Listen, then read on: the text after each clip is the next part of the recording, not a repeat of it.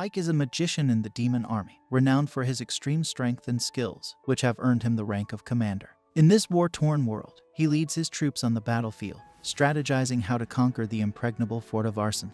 On the battlefield, humans and monsters slaughter each other by the thousands, each race striving for supremacy. Ike stands on a cliff, witnessing the massacre below. After a prolonged struggle, his forces manage to breach the main gate of the castle and enter, but the humans do not retreat. They fight valiantly, sacrificing their lives to defend their stronghold. The human Lord Commander watches from his window, safely inside the castle, as the battle rages on. Ike decides to pay him a visit, unwilling to see more lives lost. The commander turns and immediately recognizes Ike, whose tales are well known. Ike confirms his identity as the leader of the 7th Legion of the Demon King Army, known as the Immortal Brigade. He presents the commander with 3 options for the future: surrender peacefully and become a prisoner of war, end his own life to preserve his honor, or, if he has no honor, escape through the window. The commander smirks and rejects all options given by someone he considers a traitor to his own race. He charges at Ike with his sword, but Ike easily knocks him out with a simple swipe of his wand. Suddenly, Ike's personal assistant, a pig, appears and asks what should be done with the prisoners of war. Ike instructs him to heal the commander and anyone who surrenders without a fight, shocking both the pig and a mysteriously attractive woman who observes him through a crystal ball. She seems impressed by his ability to capture such an important castle with a single brigade. Afterward, Ike places a magical barrier around the entire area to prevent further entry onto the battlefield. He looks out to see countless human casualties and demons treating the wounded. He feels sorrow for the atrocities unfolding before him and has always despised the brutality of war. However, he has no choice but to continue fighting, a role he has become accustomed to despite not being a demon himself, but a human wearing a demon mask. It is revealed that Ike was abandoned at birth but was taken in by a demon magician named Ram on a whim. Ram was an exceptional magician and an outstanding teacher who always dreamed of a time when humans and demons could coexist peacefully. He taught Ike everything he knew about magic. On his deathbed, Ram called Ike to his chamber and urged him to always wear the mask and robe, warning that if the Demon King discovered he was not a demon, he would be tortured and killed immediately. Ike sits down to relax, having cast a magic field around the room to prevent anyone from entering without his permission. Suddenly, he notices a trembling maid hiding under the table. She starts apologizing and crying, claiming she didn't see anything. In her panic, she hits her head on the table and gets knocked out. Ike ponders how to handle this situation, but decides to think about it later as his assistant, Pig, calls him outside. As they walk through the streets, witnessing the devastation caused by the war, Piggy asks Ike why he spares so many humans. Ike curtly replies that the current Demon King only cares about the results, not the methods. Piggy counters that many demons think Ike is too lenient on humans and suggests that it would be better to kill all the residents and set the streets on fire. Ike rejects this idea, explaining that they need humans to pay taxes because war is expensive. Additionally, Arsenal is a trade city, so humans are necessary to maintain its operations. Piggy struggles to understand this logic when Ike suddenly stops as a group of humans approaches him. Piggy immediately warns them to leave, but Ike tells them to speak. One of the residents nervously asks how much more tax they will have to pay the demon army. To their surprise, Ike assures them that the taxes will remain the same as before, which makes them happy. However, he warns them that any opposition to the army will be met with punishment.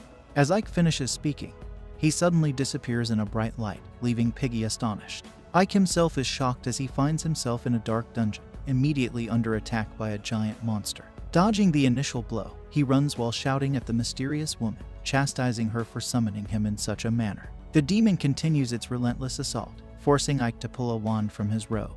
He unleashes a special magic attack, dispatching the demon, though the details of the attack remain unseen due to poor lighting. Immediately, the woman appears beside him, remarking that Ike was just a child hiding behind Ram the last time she saw him. She comments on the strength of the golem, indicating Ike's significant growth in power. The woman, named Sephiroth, is Ike's superior, and the only demon aware of his true identity. He reprimands her for summoning him so abruptly, but she responds that it's more entertaining this way. When he asks if he's there to report on the war efforts, she dismisses it, noting that she witnessed his flawless execution firsthand.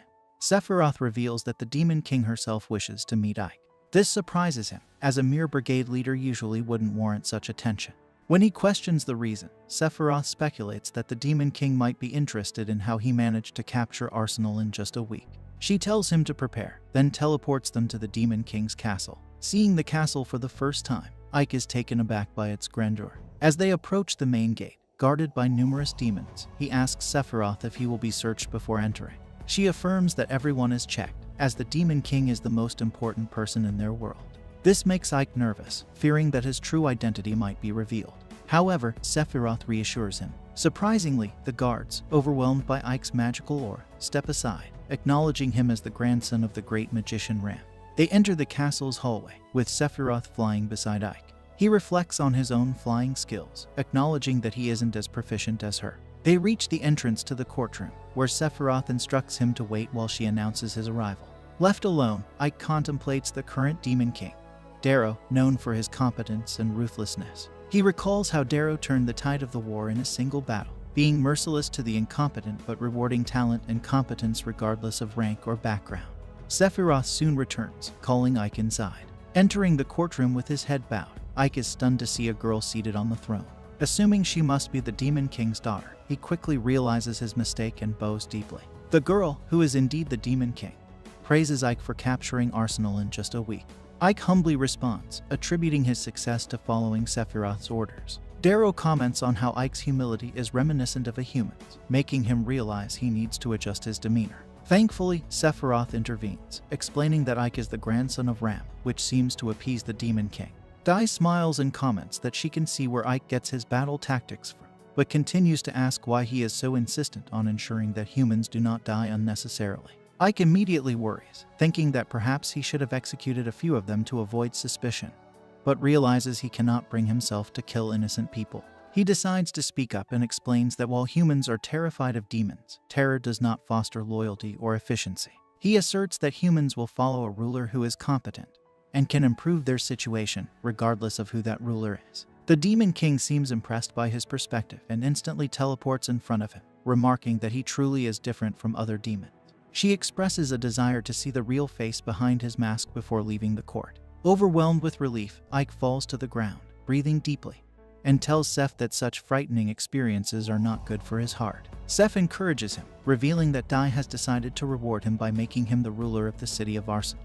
Ike is then teleported back to the castle in Arsenal, where he finds the maid sleeping on his chair. Startled, she jumps up and begins apologizing. Ike reassures her that he will not harm her and asks for her name. She identifies herself as 13, explaining that all slaves are given numbers instead of names. She mentions that her real name was Sadie before she became a slave, and Ike decides to call her Sadie. He tells her that since she has already seen his true identity, he cannot let her go free. She leaps onto him, crying, but he calms her down and assures her that he will not kill her. Instead, he tells her that she will be his personal maid from now on, and she immediately agrees. Later that day, Ike surveys the damage done to the city and realizes that the defenses need to be rebuilt quickly, as the city will fall if the humans decide to attack. He asks Piggy how long it will take to rebuild the defense, and Piggy estimates 6 months if they use all the human labor. Ike, knowing this is too long, tells Piggy they have only 1 month to complete the work. Piggy claims this is impossible, but Ike lays out a plan that involves both humans and demons working together. Piggy, astonished, watches as Ike organizes shifts to ensure work is done around the clock. The workers are even given rewards for their efforts, which motivates them to work harder. Piggy realizes that Ike is a true genius, bringing tears of joy to his eyes. He starts to think about how everyone would benefit if Ike became the next Demon King. Next, we witness another army of the Demon King's army launching an assault on Rosaria. They are met with retaliation from human mages, but despite their efforts, the demons manage to break through the city walls. Meanwhile, we see that the guard informs the Demon Lord that the war with Rosaria is going well for the moment, but it seems they're forming an alliance with their neighbors to turn the tide of the war. The Demon Lord states that humans come together in the face of danger, and that she will let Ike handle the matters. The scene then changes to Sadie as she offers tea to Ike and asks if he is tired. Ike firmly replies that he is fine. We then see a high-ranking noble summon the White Rose Knights commander, Alistair, and order her to retake Avalians, as they can't let the other nations continue to take advantage of them. Alistair dons her armor and moves out. The scene shifts to the streets of Rosaria, where a conman sets up a simple game. He challenges passersby to guess where the ball ends up under the cups, promising to double their money if they win. Among the crowd, Sadie is there, and she picks one of the cups. The conman asks how much she will bet, but Sadie says she doesn't have any money. The conman gets angry and asks her to leave, but after seeing her appearance, he lets her pick. As he is about to lift the cup, a gust of wind suddenly lifts all the cups, revealing that they are empty and the ball is nowhere to be found. The crowd gets angry at the conman for cheating and gives him his due punishment. Ike scolds Sadie for abandoning him, and she apologizes, explaining that she was distracted by the new sights. Noticing his outfit, she is shocked, and Ike explains that he needs to wear something inconspicuous to scout the enemy. They pick up some fruit to eat. After a while, Ike, looking serious, says the Alliance of Kings story is true, noting the rushing soldiers. Sadie, curious and puzzled, asks about the Alliance. Ike explains it's an ancient pact where countries unite in danger, having defeated the Demon Lord's army 3 times and pushing them back to Doberberg Castle. Sadie, worried, asks if it will happen again. Ike asks why she's worried since she's human and would be free if the Demon Lord's army retreated. Sadie, looking sad and resigned, explains that in human society, a slave's child remains a slave, fearing she'll be abandoned and end up like other enslaved children. Ike reassures her that the current Demon Lord is the strongest and wisest in history. Ike realizes both demons and humans have many problems and wonders how he can change that. Ike wants to further investigate why the soldiers are rushing around like that, so he asks his maid to follow as he continues his investigation. However, they are suddenly told to halt by the conman. The conman demands compensation from them, either in the form of money or with Sadie's body, and this time he has brought his big boy to ensure he doesn't end up like last time. Ike looks around and realizes that there is no one, and he freezes the big guy's legs. He then uses magic to create an ice spear and strikes the conman, which makes the conman agree to cooperate with him. Ike then asks him what the army in this town is doing, as the soldiers seem to be in quite a hurry. The conman explains that they've formed an alliance of kings to fight the demons. Ike asks if that's all he knows. The conman tells him that Rosaria's army is eager to land a blow on the Demon Lord's army before the alliance does. Ike realizes they want to win glory for their own nation before the alliance is fully formed, which will put them at an advantage during their strategy councils and increase their influence after the war. Of course, if they fail, it will put Rosaria in an awful position. He then asks the conman where they will attack. The conman says there's only one place, Evalia's, as its gate is a mess and it's poorly defended. After getting his information, Ike walks away, leaving the crooks in that state as they beg to be released. Ike returns to the office to find Lilith waiting impatiently. She complains that she couldn't find him anywhere and gets visibly jealous seeing Sadie with him, demanding to know who she is. Sadie introduces herself as Ike's maid. Lilith insults Sadie, calling her ugly, and boldly offers to become Ike's maid while hugging him. Sadie controls her anger and politely asks the demon to leave, explaining that Ike is tired. Their argument escalates into a tense standoff that even Jair, the pig, avoids getting involved in, fearing repercussions. Meanwhile, outside of Alias, the White Rose Knights prepare for their attack. Some knights are on edge due to the eerie quietness of the area. Their instincts prove right when demons launch a surprise attack just as Commander Alistair is about to give the signal to fire rocks. The humans are quickly overwhelmed, and Alistair orders a retreat. Ike watches from the safety of the city wall, and Jairn praises Alistair for her decision to retreat. The pig commends Ike for predicting the attack, thanks to his excellent intelligence gathering. Ike tries to downplay his achievement, but suddenly an assassin shoots an arrow into his back, causing him to collapse. News of the White Rose Knight's defeat reaches a high-ranking noble who shows no tolerance for failure and orders Alistair's imprisonment. Despite objections that she's one of their best generals and it will affect morale, the noble insists she take responsibility for the failure or face consequences before their king. Meanwhile, Ike regains consciousness and finds himself bandaged up, surprised to see Sephiroth beside him. She explains she saved his life and healed him completely, leaving no scar from the arrow. He thanks her, but she worries about the implications of no human casualties, fearing it may arouse suspicion from the Demon Lord. Ike shares his goal of fostering coexistence between humans and demons, but Sephiroth warns that achieving peace is difficult amidst ongoing conflict. She advises him to rest, then disappears. Examining the arrow, Ike wonders if someone infiltrated the castle to attack him. Before he can contemplate further, Lilith bursts into the room, overjoyed to find him safe, and hugs him tightly. She expresses concern for his safety and asks about the attack. Ike tries to reassure her, but changes the subject to finding Alistair's location. After learning where Alistair is imprisoned, Ike heads to the prison. Lilith accompanies him, commenting on the intimidating appearance of the prison and insisting she doesn't want him going alone into danger. Ike, annoyed but accepting her presence, arrives at the poorly guarded prison.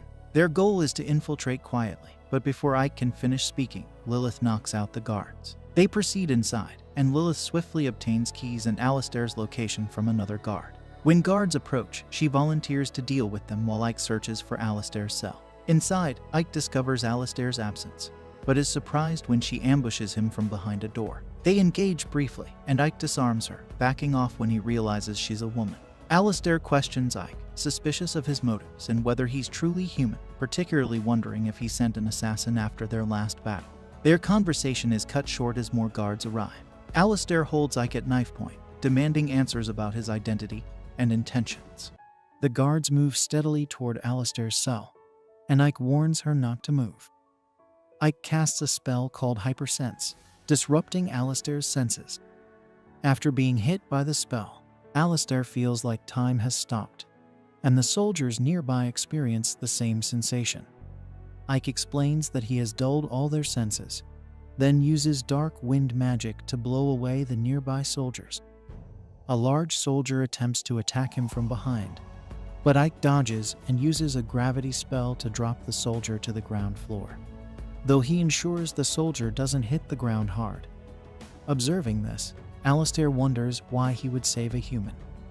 She regains control of her body, but the floor beneath her suddenly breaks, and she starts to fall. Ike catches her just in time, and she questions why he saved her. Ike realizes he hasn't introduced himself, and says he is the leader of the Immortal Brigade in the 7th Legion of the Demon Army. Alistair recalls that he is known for defending Evalius. Ike, confirming he is part of the Demon Army, asserts that he can't be human. He asks her again if she sent an assassin after him during the last battle, but Alistair remains silent, declaring herself a knight of the kingdom with nothing to say to a demon. She offers herself up for him to kill if he wishes, and Ike then slams her against the wall, reading her mind. Alistair is confused by his actions. Lilith arrives and sees them in this compromising position, feeling jealous. She sarcastically suggests that if Ike wants to flirt, he should flirt with her instead, even offering to be cornered against a wall.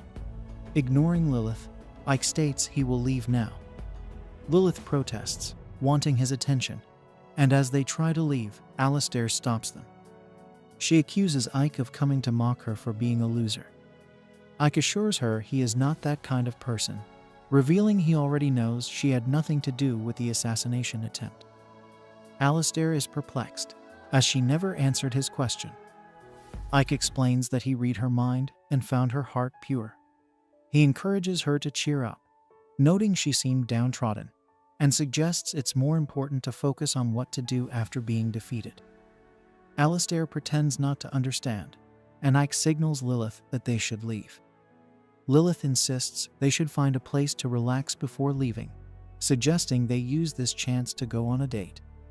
However, Ike dismisses her suggestion and creates a portal to return to Evalius, taking Lilith with him. The scene shifts to Ike at his mansion in Evalius, where he gives Sadie some rice. Sadie is unfamiliar with it, so Ike explains. He informs her that he was tasked with doubling the city's tax revenue. He mentions that Evalius is an agricultural city where fertile land is crucial, and while wheat is the main crop, rice has a much higher production efficiency. Despite Ike's simple explanation, the maid struggles to understand. Ike elaborates, saying that rice yields more per acre than wheat, meaning fewer people will need to farm, thus increasing overall productivity and efficiency. Once humans move away from agriculture, they can start working in other professions like weaponsmithing and brick masonry. More people will also become involved in the service sector. Sati, puzzled, asks what the service sector is. Ike explains that it includes professions like chefs and other related jobs.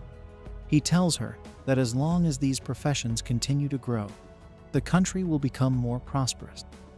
He then asks if Sadie understood everything he explained. It's evident that the confused maid didn't grasp even half of it, so Ike simplifies it by saying that it means everyone will have plenty to eat, and the government will collect a lot of taxes. Hearing this, Sadie exclaims that her master is amazing.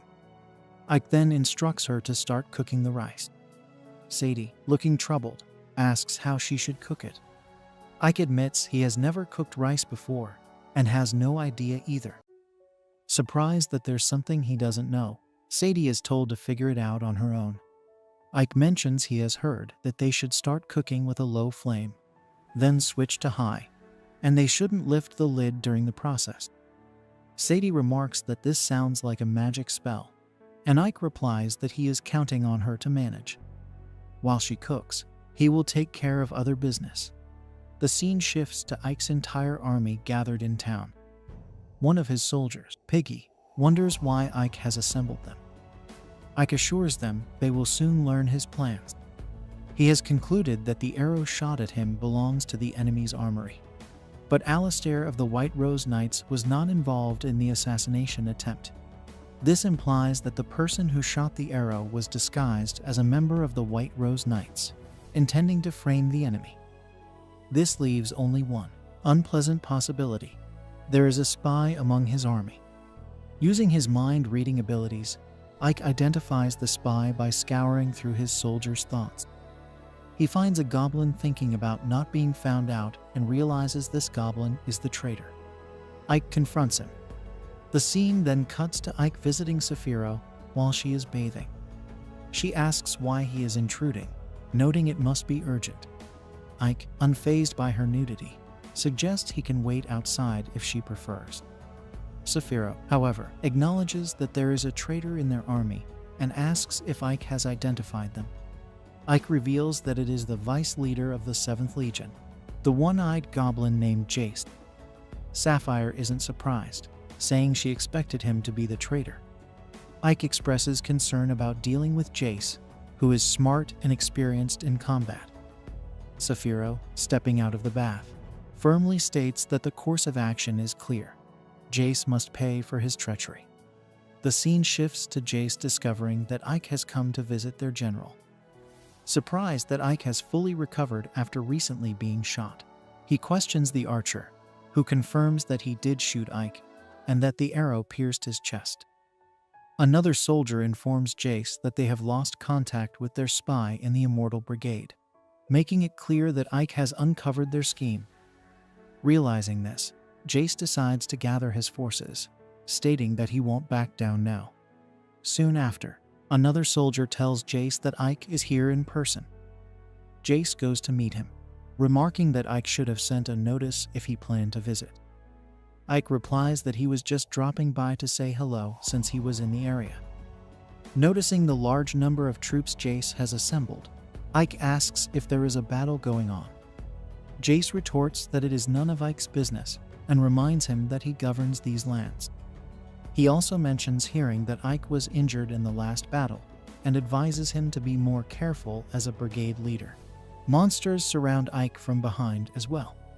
Playing along, Ike admits he was reflecting on his carelessness and should have been more vigilant about traitors.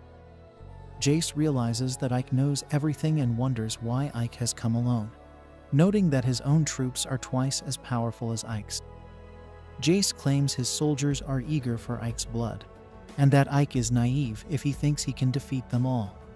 Ike is glad all of Jace's troops are present, and suddenly, blazing stones begin to fall from the sky, indiscriminately destroying the town. It's revealed that Saphira is behind this spell, confident that Ike can handle himself. Ike isn't surprised by her chaos, recalling that he told her reconstruction would be difficult, but she never listens.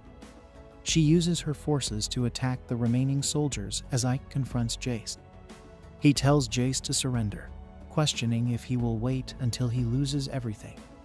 Jace orders his soldiers to fight Ike, but Ike effortlessly defeats them. Jace tries to escape, cursing Saphira for ruining his plans. Using a secret route to flee the town, Jace reflects that while he might escape today, the real battle is just beginning. However, before he can get away, a blazing rock almost hits him. Ike catches up to him, revealing that he attached a familiar to Jace earlier. Furious, Jace accuses Ike of ruining his plans, but Ike insists he should surrender, as there is no other option. Refusing to give up, Jace attacks Ike, who defends with magic and counters with wind magic, noting that Jace's scheming has dulled his combat skills. Jace attempts to retaliate, but Ike binds him with magic, declaring that it's over. Jace concedes defeat and tries to flatter Ike, proposing they team up to take over the Demon Lord's army. He criticizes the current Demon Lord for being too soft on humans and suggests that with Ike's skills and intelligence, they could change the demon army. Ike rejects Jace's offer. In a last-ditch effort, Jace frees one hand to throw a knife at Ike, but Ike dodges and uses hypersense to dull Jace's senses. Ike notes that Jace mentioned having a partner and demands to know who it is. Jace refuses to reveal the identity, and Saphiro arrives, threatening torture to extract the information. Ike asks to handle the interrogation his way, but Saphiro argues it's too time-consuming. Before she can act, Jace is poisoned. Ike attempts to detoxify him, but the poison is too strong. Saphiro points out that Jace has been abandoned and urges him to name his partner, as loyalty no longer matters. Jace finally agrees and reveals the name. Ike feels a pang of pity for Jace, realizing his own capacity for empathy might be a weakness one day. The scene then cuts to the Demon Lord's castle, where Ike and Saphiro report the recent conspiracy. Saphiro names Bastio, the 3rd Legion's general, as the mastermind behind the plot, stating that he conspired with her Legion's vice leader and targeted them to seize the Demon Lord's position. Bastio, present in the room, is asked by the Demon Lord to explain himself. After hearing Saphiro, the ruler requested the input of a 4th party who entered the room, surprising the commanders of the 7th Battalion. It was Bastio, defending himself by arguing that Saphiro and her accomplice had killed the vice commander to frame him and take over the 3rd Battalion.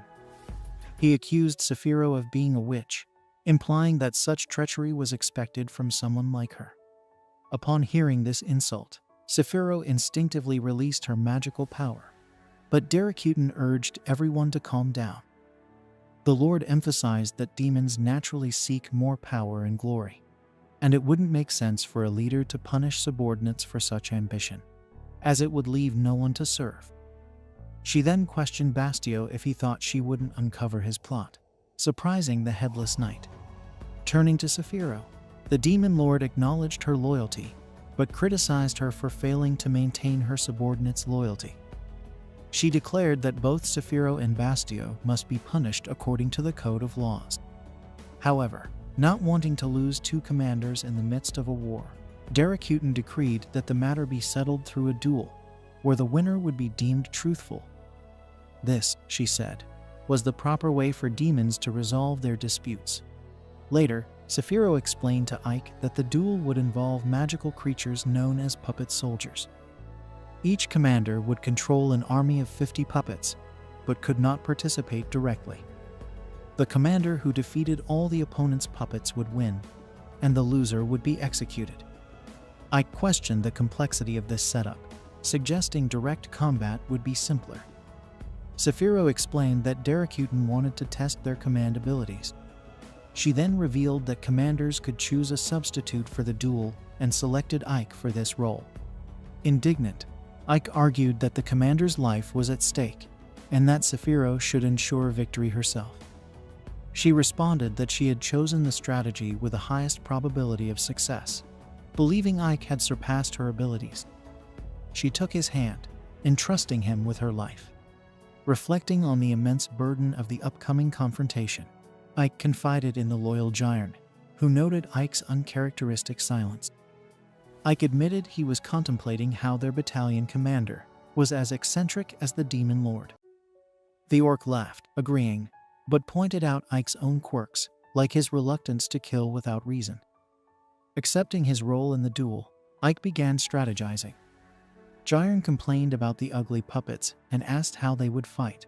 Ike explained that the puppets followed commands precisely, making the duel a pure test of command skill, with any weapons in the room being usable. Returning to his office to strategize, Ike found himself stuck.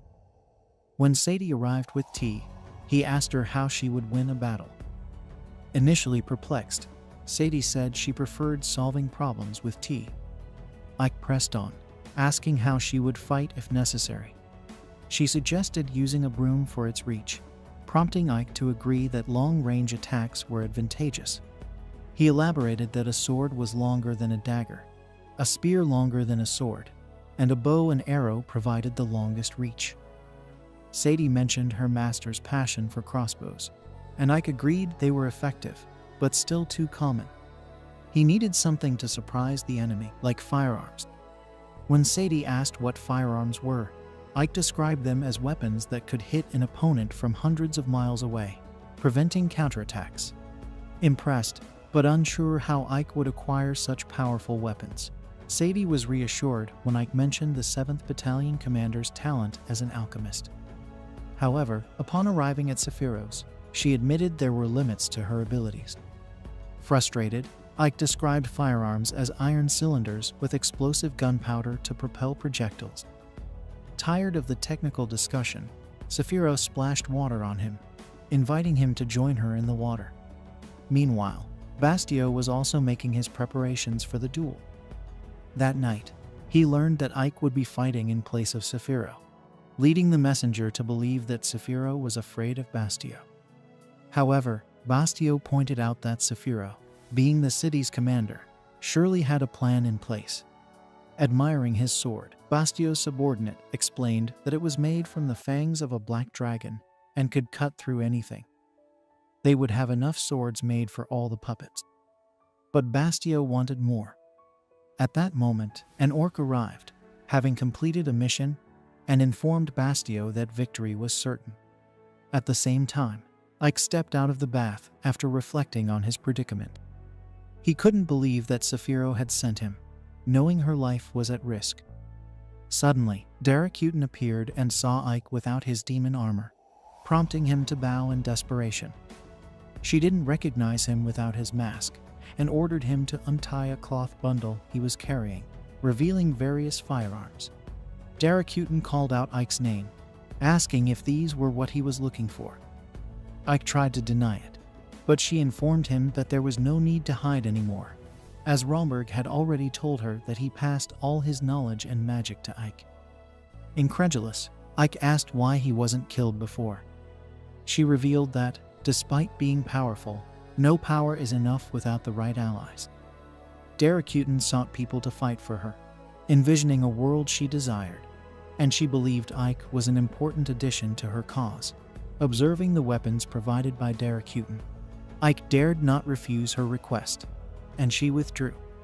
Wasting no time, Ike presented the firearms to Sephiroth and asked her to make lead projectiles. The witch conjured one that resembled a cannonball. Ike commented that it was too big to fit in such a small barrel, but the mage, annoyed at the precise work, noted it would ruin her skin. Internally, Ike reflected that Sephiroth might not realize she would die if he lost the fight.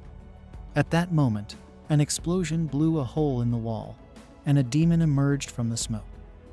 It was Fiorentina, one of Ike's servants, who had created what he requested, despite not knowing what it was.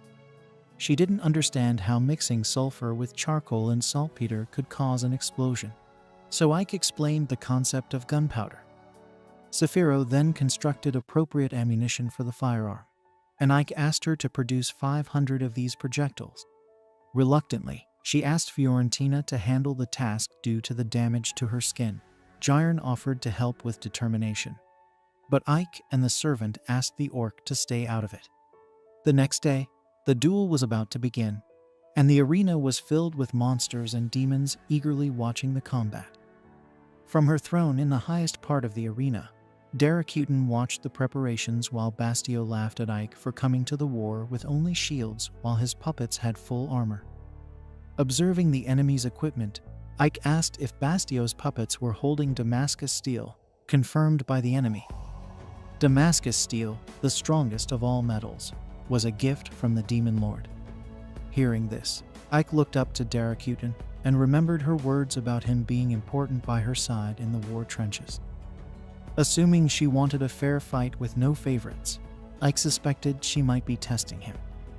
The announcer declared the duel's start, and Bastio ordered his archers to fire, killing some of Ike's puppets who didn't shield themselves in time. Next, Bastio ordered his spearmen to advance, and more of Ike's puppets fell. Holding only shields, Ike's puppets merely defended until they were defeated one by one. Bastio laughed and taunted Ike, calling the situation boring. Ike didn't respond until a gunshot echoed through the arena, killing Bastio's puppet and changing the situation. A line of shooters followed, opening fire on the opponents. Bastio was confused by the enemy's equipment as his puppets were slaughtered until none remained. After the fight, Darakutan approached the defeated Bastio and offered him two options: take his own life or be killed by her. The knight chose a third alternative, one worthy of a demon. An orc archer, who had conspired with Bastio, shot an arrow at Darakutan, but she caught it effortlessly. Unexpectedly, the arrow had an explosive attached, which detonated, engulfing everyone nearby. Other explosives around the arena went off, devastating the stands, while the 3rd Battalion launched an ambush, and Bastio declared himself the new Demon Lord. The story then shifts to the past, where Romberg stumbles upon a cave and finds wolves feasting on their prey. As he approaches, the wolves try to attack him, but he swiftly dispatches them with his magic. He then discovers that their prey was a couple who had desperately shielded their baby. To his relief, he notices the baby is still alive. Meanwhile, in the arena, Bastio's forces are rebelling, ruthlessly killing every demon not aligned with them. Bastio observes the chaos and declares that his rule is about to begin.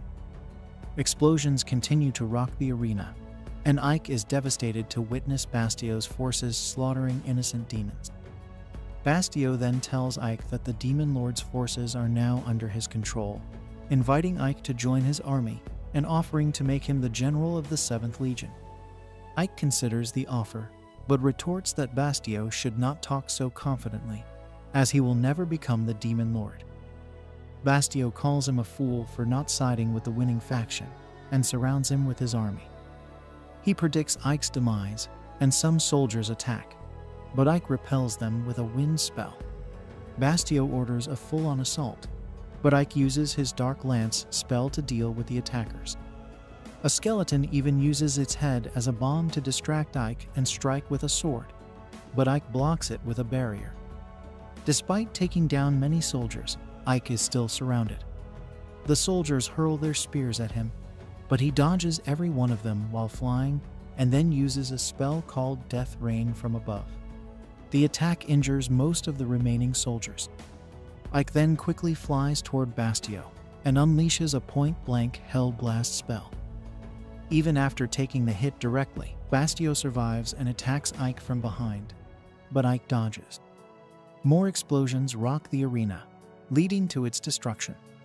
Afterward, Bastio heals his severed hand and explains that such attacks won't be enough to defeat him. He reminds Ike that he is a Dullahan, and his soldiers are undead, hence their title, the Undead Legion. The fallen soldiers rise again. The skeletons use their skulls as bombs, and Magul soldiers attack Ike. Ike freezes the Magul soldiers and defeats others with physical attacks. However, the relentless demon soldiers keep coming. Bastio explains that his army can fight endlessly, and no matter how skilled Ike is with magic, he will eventually exhaust his power and fall. Regretting that such a fine asset must die, Bastio thinks Ike could have been of better use on his side. An archer from earlier attacks Ike with a bomb. Although Ike shields himself with a barrier, the bomb partially breaks through. Bastio is surprised that Ike is still alive, but attributes it to Ike being the commander of the Immortal Brigade. He states that the outcome is inevitable and they should end this now. Ike realizes he needs a plan as continuing to blast spells will deplete his magic. He recalls that the undead are just corpses, and dark magic is ineffective against them.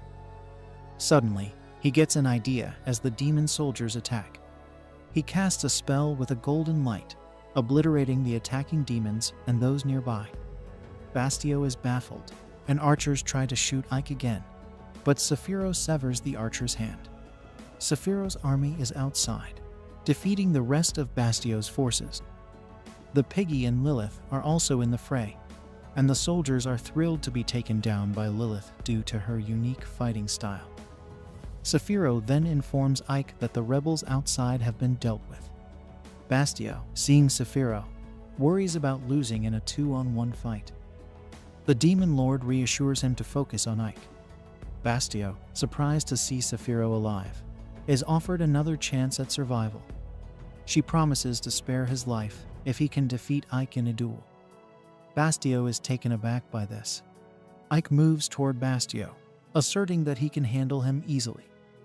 Bastio charges as well, attacking Ike, who defends with a barrier.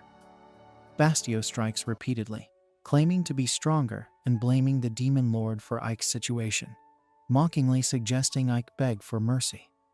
Ike then dispels his barrier, leaps to attack Bastio, who counters with a beam. Ike counters with his golden spell, severing Bastio's hand. Saphiro is amazed, realizing Ike is using white magic and wondering how long he has had this ability. She notices the Demon Lord is unsurprised by this development. Bastio charges again, but Ike has a flashback before the attack. In the flashback, a young Ike stares at a withering flower. Romberg approaches, asking what he's doing. After Ike responds with a nonchalant "nothing," Romberg takes him inside to teach him magic. Later, Ike successfully casts a spell and asks Romberg if there's a spell to revive a withered flower. Romberg explains that such a spell exists in the realm of white magic. Ike expresses interest in learning it, but Romberg discourages this, emphasizing that Ike, as a demon, should focus on curse magic. He explains that white magic is challenging for demons as it stems from a heart of mercy, which demons supposedly lack. Romberg, knowing Ike has a human heart, warns him that white magic can be more dangerous than any other weapon. He advises Ike to keep his white magic abilities a secret, and Ike agrees. Back in the present, Ike counters Bastio's charge, breaking Bastio's sword in the process. Ike tells Bastio that aspiring to become the Demon Lord was an ambition far beyond his reach. He declares that he cannot forgive Bastio for sacrificing his subordinates' lives for personal gain and attempting to betray his master. While Ike acknowledges that such actions might be considered acceptable for a demon, he cannot condone them. He emphasizes that a world where one tramples others to reach the top is fundamentally wrong. Bastio, enraged by Ike's audacity, tries to put him in his place, but Ike silences him with a spell, using the white magic known as Holy Light of Destruction. Ike finishes off Bastio, purifying him and leaving behind only his armor. Saphiro then asks Ike if Romberg taught him that magic. Ike confirms, and she expresses relief that he won the duel. Ike realizes that Saphiro had anticipated this outcome from the start, which is why she had him represent her in the duel while she prepared her forces to handle the rebels. Saphiro believes that there shouldn't be any further issues since Ike emerged victorious. However, the Demon Lord points out a significant problem. Bastio's rebellion has left the 3rd Legion without a general, and Ike must take responsibility for this. Confused, Ike listens as she tells him to become the new general of the 3rd Legion. This proposition catches Ike off guard, and the Demon Lord leaves him to ponder the decision. Later, Ike reunites with the soldiers of the Immortal Brigade. The piggy embraces him, crying with relief that he's safe. Lilith, feeling jealous, thinks she should be by Ike's side instead, leading to some playful bickering between them. The scene shifts to Saphiro talking to the Demon Lord, asserting that she should have the authority to manage Ike's appointment since she is his superior. The Demon Lord is surprised by her disapproval of Ike's promotion. Saphiro insists that since Ike is her subordinate, she should oversee his future. The Demon Lord decides they should hear directly from Ike. When Ike enters, the Demon Lord asks if he has made his decision. The scene then cuts to Ike and Saphiro leaving the castle grounds. Saphiro is frustrated, not knowing what transpired between Ike and the Demon Lord. She asks if Ike revealed his true identity to the Demon Lord. Ike, urging her to speak quietly, hints that the entire world could discover his secret if she's not careful. Saphiro then calmly inquires why the Demon Lord wasn't surprised by Ike's actions, wondering about the nature of their relationship. In a flashback to the castle, Ike reported to the Demon Lord that the citizens are finally adjusting to life in Avelius. Initially confused by the idea of living alongside humans, his subordinates have now grown accustomed to it. The humans feel the same, and Avelius has transformed into a peaceful city where humans and demons coexist. The two races work together and support each other in times of need. Ike then revealed to the demon lord that his ultimate goal is the coexistence of humans and demons. Removing his mask, he shared his vision openly. Saphiro, shocked by this revelation, listens as Ike refuses the demon lord's promotion offer. He explains that he still has much to learn from Saphiro. In return, he promises to make Avelius the first city where humans and demons live together in harmony. The demon lord finds this idea quite agreeable. Daracuten reflects at her window on the meaning of everything she has just heard. Next to her, Ike observes the distant landscape of the city. He governs the following day, excited. He is confident that the soil and climate of Avelia allow them to use the Norfolk system, a farming method that lets them grow various crops without leaving the field vacant. This excites Sadie, knowing she can eat turnips until she's full. Speaking of which, Ike would love for all the inhabitants to be busy building a place where races can live together in harmony.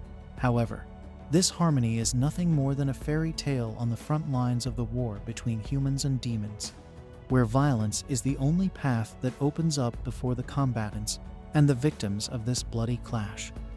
Away from the incessant conflict, Ike uses his magic to summon rain and revolutionize farming in Avelia. In the past, the most well-known technique was to grow wheat and then let the field rest, creating pasture for the cattle. Now, to avoid leaving the field vacant for so long, they will grow barley, wheat, clover, and turnips simultaneously, always keeping the field occupied. Using this method, humans and demons will never run out of food. With these final words, the citizens of Avelia, who were following the implementation of the Norfolk technique, celebrated around their leader Ike. Later, Sadie serves tea to the governor and congratulates him on becoming the vice commander. Suddenly, Jiren bursts into the leader's office in a panic, calling him by name. Sadie corrects the orc, saying the leader should be addressed by his title. The subordinate apologizes profusely for his lack of decorum and accepts any punishment. Stumbling over his words, the monster finds it curious that Ike refused the position of commander of the Army Corps. Tired of the assistant's random chatter, the mage asks him to get to the point. So Jiren alerts him that the Alliance of Kings started to take action the previous night. The 2nd Army Corps, which was trying to take Alesta, was destroyed, and no one ever imagined that such an experienced and powerful battalion could be defeated the way it was. Sadie asks what the Alliance of Kings is, so Ike explains that it is an ancient human treaty. When the Demon Lord's army becomes too strong for one nation to face alone, all the countries on the continent unite to face the threat together. This treaty has occurred 3 times in the past, and every time the demons were defeated. To make matters worse, Avelia will likely be the next target of the human alliance because, besides being a border region with enemy kingdoms, it is a strategic territory due to containing Arsenal, a very important base. Aware of this, Ike imagines that this union among men can turn the tide in their favor, especially if they retake Arsenal. If this happens, the monster army will be forced to retreat to Doberberg, where the Demon Lord's castle is, and will certainly be cornered. At the same time, Ike's dream of creating a city where both races can live in harmony will go down the drain. To prevent this from happening, the mage assassinates, knowing there is only one way to overcome these overwhelming numbers. Moments later, in a meeting with his 2 commanders, Fiorentina holds a firearm in her hands after discovering that it is impossible to produce this weapon with alchemy, because with just one shot, the weapon breaks. Therefore, there is a clear limit to what alchemy can do in terms of the durability and precision of weaponry. Zephyr questions if they can simply destroy the enemy with magic, but Ike fears that his superior will devastate the entire city, so he prefers to arm the population and organize a defense that does not destroy the defender's home. Regarding this, Fiorentina suggests that they assemble the metal and wood parts one by one to build the rifles. Knowing that these parts are small and intricate, the demon advises seeking the dwarves to provide this service. Zephyr considers the idea, but remembers that this race lost the war against humans, and now wanders the world separately. And this task would require a large number of them. To gather the necessary amount, Ike believes the hope lies in rescuing the dwarf king, who is imprisoned in the kingdom of Isma. The name of this supreme leader is Gunther. During the war, humans had devastated the dwarven cities and left the chief of that race kneeling before the death of almost all his kind. Despite the certain defeat and humiliation, the dwarf king ensures that he will not allow humans to use dwarf technology for war. However, circumstances prevent the defeated ruler from making any demands, and in the end, he has no choice, especially since his own son, Batson, is being held hostage to get what they want from the enemy race's leader. The humans want the dwarves to use their skills for Isthmus, because only then will they allow the defeated to live. Long after the surrender, Gunther spent his long days in the cell wondering how his son and the others were doing. Suddenly, he hears a voice. This scene shows several laughs from the guards outside the bars, and upon seeing what was happening, the soldiers seemed dazed by some strange enchantment or drunkenness, and a demon appears to open the dwarf's cell with the key. The dwarf questions why a demon would help him, but Lilith doesn't have time to tell the whole story. As the rescued insist, she opens the door. On hearing a justification, even aggressively demanding it, the demon casts the same spell on him that she cast on the guards. Jyrn asks what's going on, and Lilith has no fear in replying that she got fed up with the bearded guy screaming in her ear. With that said, she leaves without saying goodbye, while Jyrn ends up stating alone that this guy she knocked out is simply the supreme leader of an entire race. Carrying the rescued one on his shoulders, the orc is relieved not to see guards in the corridors as they escape. On the other hand, Lilith laments not having anyone to play with so far. Jyrn reminds Lilith that their orders are to rescue the prisoner without being noticed. But Lilith doesn't care about orders. Ignoring the orc, she sniffs something strange coming from him, teasing him by saying it smells like pig ugliness, which angers Jyrn. Suddenly, guards spot them in the corridor and attack. Lilith, happy as ever, uses her magic powder to knock them out, while Jyrn remembers they weren't supposed to engage in unnecessary fights. He still doesn't realize Lilith doesn't care about orders and almost cries, threatening to tell their superior everything. Another guard attacks Jyrn, who impulsively punches him, causing the man's head to hit the iron door. Lilith then threatens to report Jyrn, making him beg like a child. At the dungeon exit, they run into a battalion of men. Lilith, having promised Ike not to kill anyone, defeats her enemies her way. Watching from a distance, Ike grumbles that they weren't supposed to be seen, but Lilith isn't good at stealth. With an entire regiment chasing them, Ike conjures a barrier to separate the men from the monsters and praises Lilith and Jyrn for their efforts. The demoness thanks Ike and offers a kiss, which he declines. Ike then sees Jyrn carrying the dwarf and remarks that's not how a king should be carried. Panicking, Jyrn spins the dwarf to wake him up. The next day, Ike shows Gunther a firearm and asks for more to be produced. Gunther, though believing it's possible, refuses to cooperate, seeing demons as no different from humans in their selfishness. Ike understands but promises to show Gunther that Avelia is different. Outside, Gunther sees men and demons working together. Ike explains his plan to create a harmonious society and asks for Gunther's help. Gunther is pleased but hesitant, remembering how humans destroyed everything important to the dwarves. Ike promises to ask the demon lord to rebuild the dwarven kingdom. Gunther, furious at the arrogance, points out that a kingdom needs many dwarves, who are now scarce. Ike shows Gunther his son and other dwarves he thought were dead, motivating them to work hard for their goals. Seeing his people together again, Gunther agrees to cooperate. When greeting the ruler of Avelia, Gunther feels a strange warmth from Ike's hand. Later, Sadie offers Ike tea, but he tells her to rest and suggests she read. Learning she can't read, Ike promises to teach her. Lilith arrives, announcing she brought back all the dwarves. Seeing Sadie close to Ike, she throws a fit, thinking Sadie is flirting with him. Sadie mocks her, and they butt heads. Jyrn arrives in a rush. Meanwhile, a human soldier informs his general that the dwarf king was rescued by demons, and the officer is curious about their plans. Another messenger reports Avelius has about 500 soldiers, but with brigade commander's support, this will likely increase. The general, learning his subordinate's army is 12,000 strong, smiles and announces it's time to act. The next day, Jyrn was climbing a cliff with the grace of a pig, despite his master's encouragement. The servant remarked that it was easy for the mage to talk, because he could use his spells to climb in the blink of an eye.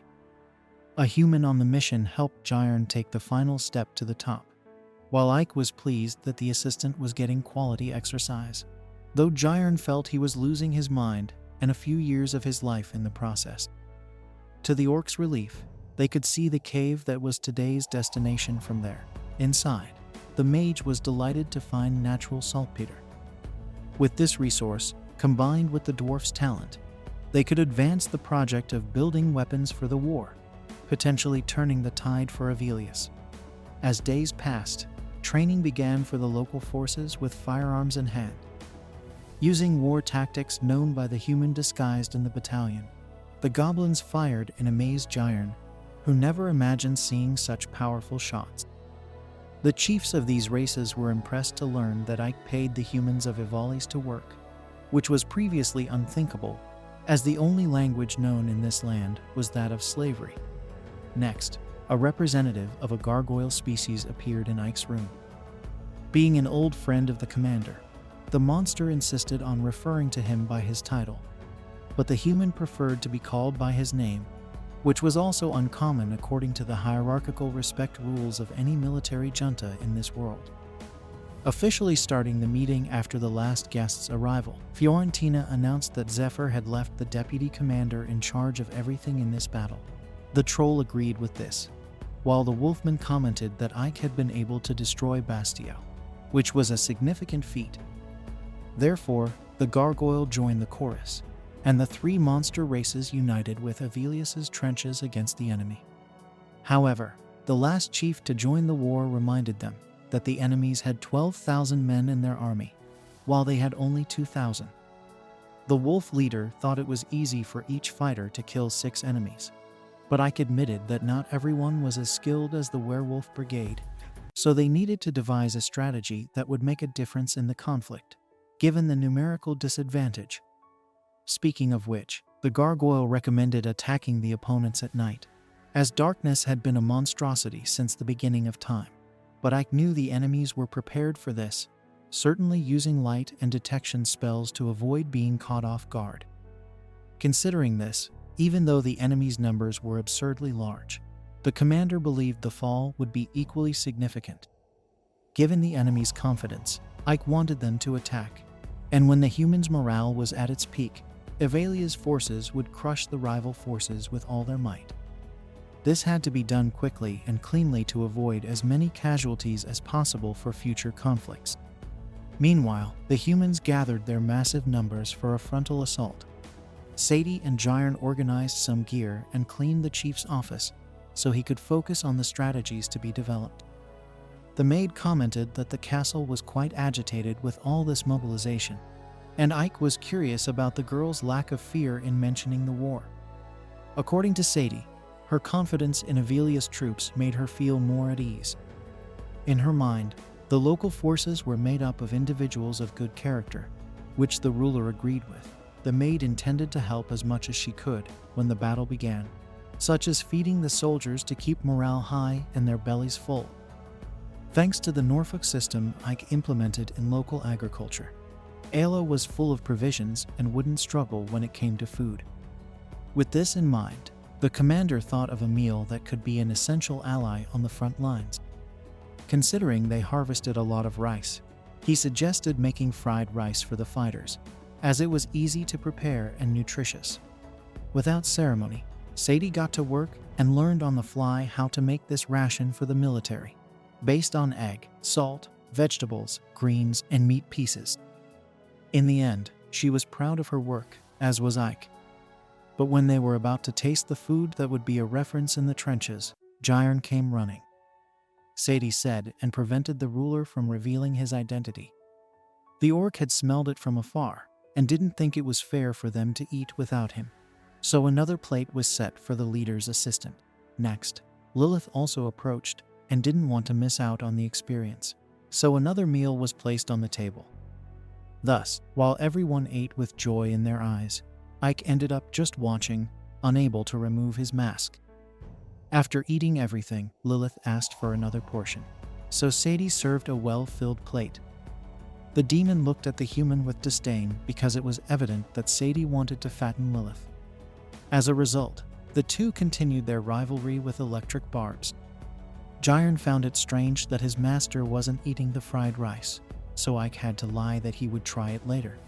To change the subject, he asked the assistant how it tasted, and the orc confessed that he was amazed while he gulped down more food, leaving Ike with an expression that under the mask would undoubtedly be the same as a starving orphan in a cold alley of Doberberg. After this, the army commander saw his troops gathered and his wall built in record time. Now it was just a matter of putting everything planned into practice. As hours passed, the orc on watch noticed the arrival of endless waves of men marching toward Avelius. So the trumpets sounded, and the mobilization for the confrontation began once and for all on the brink of a bloodbath. Within the walls, the population reached a peak of distress upon hearing the sound that precedes them. As the goblins took their positions with rifles in hand, Gunther, the dwarf king, uttered a silent prayer to invoke luck for his comrades. Meanwhile, the brigade of werewolves, trolls, and gargoyles prepared for the onset of war. Rushing as usual, Jairn burst into the chief's office to announce what had just happened, prompting Sadie to wish the supreme commander of the army good luck in taking command of the wall. The wizard watched the enemy troops march toward his city as night followed the steady steps of the humans. He then reminded his fighters that if the Alliance forces gathered around Arsenal, it must be prevented at all costs. With that said, the monstrous forces within the city's walls screamed and roared to boost their morale. The volume was such that it could be heard by the human general, who, despite this, felt frustrated to see that the resistance of Avelius was much weaker than he had thought. The officer beside him noted that the best warriors from each region were concentrated in the human army at this very moment, practically guaranteeing victory. Among the human machinery, catapults and ballistae were positioned to devastate the enemy wall. Indeed, the men's morale was as high as possible under the circumstances. According to the general, this would not be a war, but an extermination of this horde of monsters. With that, he ordered the massacre to begin. The endless lines of men marched toward the city along with the machinery. They attacked the city, but the magical shield absorbed the damage once more. With this, Ike was pleased that the enemy had taken his bait. Lilith took the opportunity to flirt with the most incredible commander of Doberberg, but he warned her that flattery would get her nowhere, leaving the demoness looking foolish. Regardless, the wizard could not predict the allied army's next move, so all that remained was to wait. Thus, the humans persisted with the same strategy, but the projectiles struck the barrier once again. Jairn and Lilith began to mock the enemy's lack of intelligence, but Ike noticed some magical intervention in the enemy trench that nullified his spell and left his wall vulnerable. Below, wizards united to cast the spells necessary for this to happen. With the strategies set, Success Unit 1 was ordered to advance. The facts were on the table. Ike needed to think quickly to avoid the annihilation of his people. Jairn alerted that the riflemen were ready, but the commander ordered them to hold fire to make way for the giant. Massive boulders were hurled at the enemy lines, crushing a large number of men who were vulnerable to the goblins' arrows. With their shields, The enemy protected themselves as best they could, but the rocks were literally unavoidable and continued to spill human blood on the front line. The Alliance responded in kind, shooting arrows at the walls of Avelius, while Ike tried to control the battle with his magical interventions in a personal duel against the goblins. Soon, the first Alliance unit reached the edge of the wall and threw up their ladders to initiate the frontal assault. Goblin archers tried to prevent the advance alongside trolls who hurled stones at the opponents. Next to the general, the second in command admitted that the monsters were giving more trouble than expected, but that none of this would prevent victory. The general only thought about what was for dinner, underestimating Avelius's resistance against the goblins. To expedite his favorite meal of the day, he ordered the catapults to be fired exclusively. The subordinate officer pointed out that the allied men would be hit, but the general did not care about that. As soon as the order was obeyed, Ike tried to block the impact once again, but his spell was nullified by the enemy wizards. With this, the devastation was widespread, turning the battlefield into total chaos, where monsters, demons, and men were flung into the air by the Supreme Leader's ruthless assault. Fighting for his life, Jairn managed a moment to raise his head and witness the deaths of all those who took the front line of this war, which was becoming increasingly horrifying. Not even the demons approved of such a vile measure to achieve victory. Ike, who once controlled his strategy to prevent the enemy's advance, now gazed at the destruction around him, with all those who worked day after day alongside him to build a more united and strong Avelius now dead at his feet. This sight filled the wizard with rage, while the human general flashed a smile at the success of his deplorable tactic. Even so, there was no time to look back, so the deputy commander of the attack ordered the second unit to advance. Using the breaches in the wall as entry points, the men collided with the resistance forces, orcs who fired in response to the imminent invasion. As the tide increasingly turned in favor of the Alliance, Ike gripped his scepter with growing strength, anger, and fear faced with the real danger of Avelius turning to ruins before his eyes. Meanwhile, Sadie maintained her courage as she tended to the wounded fighters, who were becoming more numerous. Wiping the sweat from her brow, her once unshakable hope began to fracture as the city was overrun. On the human side, the general in charge of the offensive calmly sips his tea, certain that his victory will come sooner or later. He orders the third unit to attack, adding more enemies against Ivelia's already outnumbered forces. Ike notices that events are progressing faster than he anticipated, so he knows he must stay alert to ensure everything goes as planned.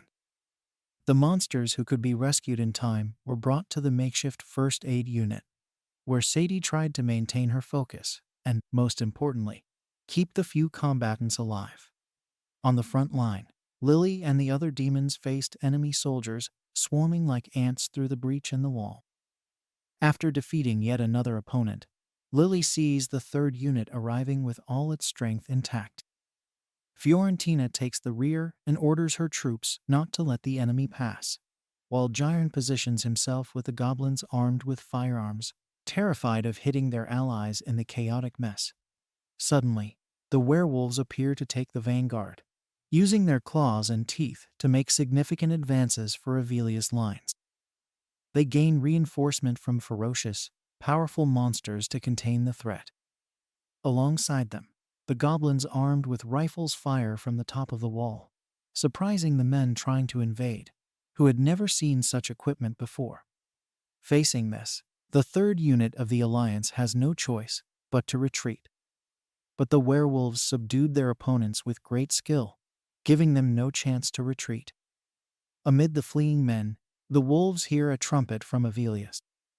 On the day of the war meeting, Ike had said this battle needed to be quick, clean, and with minimal casualties. The monsters agreed, but they couldn't imagine how this could be achieved, given their visible disadvantage. Without going into more detail, the mage stated that each of them should fight with all their strength. Ball, the leader of the werewolves, sees this as a mockery from the vice commander of the 7th Battalion. But Fiorentina asks for silence to hear what the chief has to say. as there is surely a reason behind his words. Indeed, Ike explains that there is a way to achieve this. Amid the human alliance's attack, the demon invokes an alchemy skill called Devil's Thorns, a tangle of thorns that, when thrown on the ground, spreads to close the breach in the wall. At the meeting, Ike asked how long Bayo could fight with all his strength, and the leader of the werewolf brigade presumed about an hour, though most of his unit would probably be eliminated well before that. Thus, Ike negotiates for Bayo to fight for only 10 minutes, no matter what, and then retreat, according to Bayo. This is something he can promise without a doubt. After launching the Devil's Thorn, Fiorentina smiles, seeing the strategy working. After the wolves retreat, it is now the troll's turn to break through the human alliance's forces. The demon complains that she worked too hard for these brutes to destroy everything again. Moreover, she remembers Ike said part of the plan was for their allies not to follow the plan. But she doesn't know exactly what that meant, so she just goes with the flow and trusts the leader.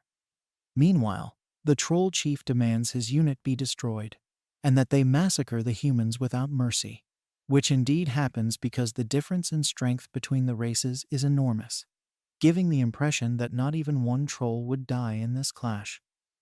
Days earlier, Ike stipulated that once Bayo retreated, Gamos would step in with his giant warriors.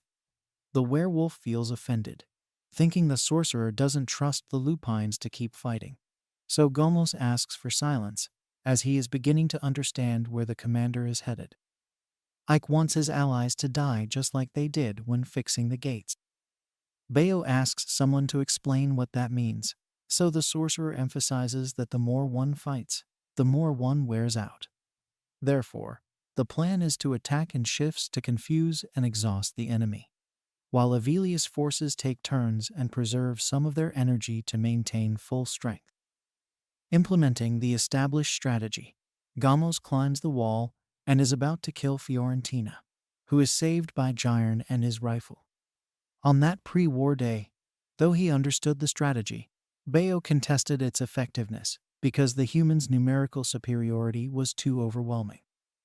But that is precisely why Ike ordered Fiorentina's alchemy and Gyron's riflemen to be prepared to level the playing field. As strategic units capable of changing the course of the battle, they must attack at a single point on the battlefield. In fact, the breach in the wall will be deliberately left open to attract the enemies to this location. Speaking of which, the commander asks if the alchemist is ready for war, and she responds that her orders are the orders of Zephyr, and she is willing to sacrifice her life to follow them. On the other hand, the mage asks the demon not to try to sacrifice her life, just as he asks everyone present and the others to do the same. After all, the strategy's goal is to minimize casualties, keeping as many combatants alive as possible. Amid the battle, after seeing the wall rebuilding, the humans prepare the catapults and ballistas to open another breach. But the gargoyles spring into action, throwing stones from the sky to destroy the weapons from a distance. Curious about his role in the battle, the leader of these monsters had heard that he was responsible for destroying the enemy's siege weapons.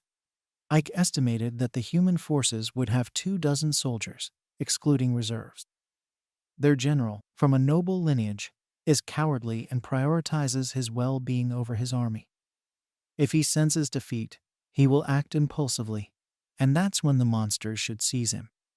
Ike will personally oversee this task, asking others not to intervene.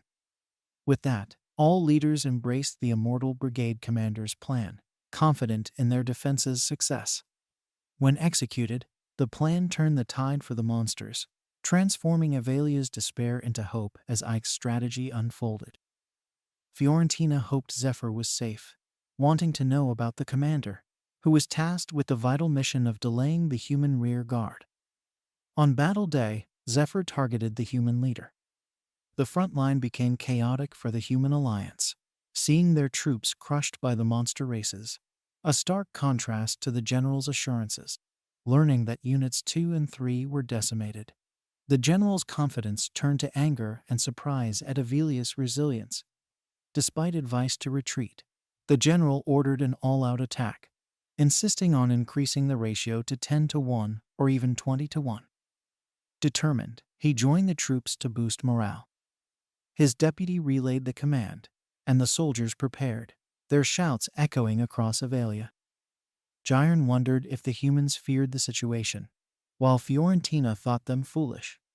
Suddenly, the battlefield opened, dividing Avelius from the alliance, as goblins had subdued the mages to create the breach. Amidst the upheaval, the human general fell from his horse, left on foot. Nearby, Ike, angered by his men's deaths, was ready to confront the cowardly officer. The 7th Battalion's commander stated that the war would end with the general's death, but Ike offered to spare him if he retreated. The general stood, questioning who would command a retreat if he died. Then, Gunther emerged, ready to defeat the human. The king of the dwarves attacked, wounding the general. As Gunther prepared to finish him, Ike's magic stopped him.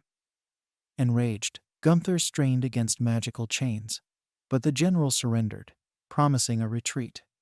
The humans fled, though Gunther believed they'd return. Grateful to Ike, he also feared the decision to spare the general. Ike believed Avelius would grow stronger. With the enemy gone, the monsters celebrated with the city's humans, proud of their stand against overwhelming odds. Gyron embraced his chief, making Lilith jealous. Sadie joined, eager to stay close to Ike. The monster leaders gathered, understanding Zephyr's trust in her deputy. Bayo praised Ike's capability, but acknowledged the importance of trust and teamwork. The mage had declared victory before the battle began. Yet, one piece remained out of formation. Zephyr, surrounded by the rear guard, was released by a human officer. Approaching cautiously, he heard retreat shouts and sighed with relief. Zephyr noted his escape, promising to meet again, and withdrew with his men. Surveying Avil's clear surroundings, Zephyr watched the sunrise, acknowledging Ike's rising favor in Darakutan's eyes. Atop the city wall, the Immortal Brigade's commander removed his mask, letting his human face breathe in solitude.